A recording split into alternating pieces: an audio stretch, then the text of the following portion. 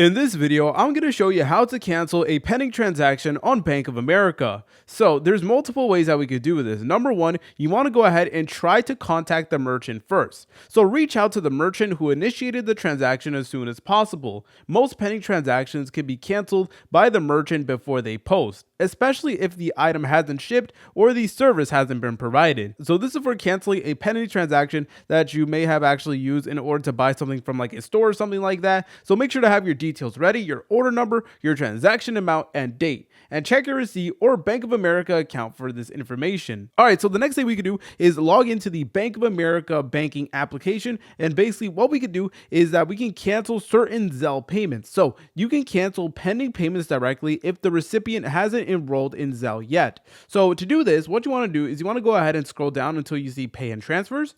Then you want to go ahead and select on Zelle. All right, so then all you want to do is you want to look for the transaction that you're trying to actually cancel. Then you should see an option that does say cancel this payment. So again, this will only work if it's through Zelle, and also if the recipient hasn't enrolled in Zelle yet, then you still are able to actually go ahead and cancel the pending transaction beforehand. But if none of those options work, then what you could always do is go ahead and contact Bank of America themselves. So here is the main customer service number of Bank of America. So if you need to go ahead and call them, then this is the number that you guys need to actually use. And basically you want to explain to them the situation, and you want to provide all transaction details, including the transaction amount, the date, and the merchant, and always be respectful whenever you are talking to the Bank of America customer service. However, if this is a dispute regarding your credit card, then you need to actually contact a different number. So this number is for credit card disputes, so go ahead and call this number if you're experiencing credit card disputes, or if you're experiencing Zelle issues, then you need to go ahead and contact a different number. You go ahead and contact this number for Zelle. But if you guys found this video helpful, make sure to leave a like and subscribe. I'll see you in the next tutorial.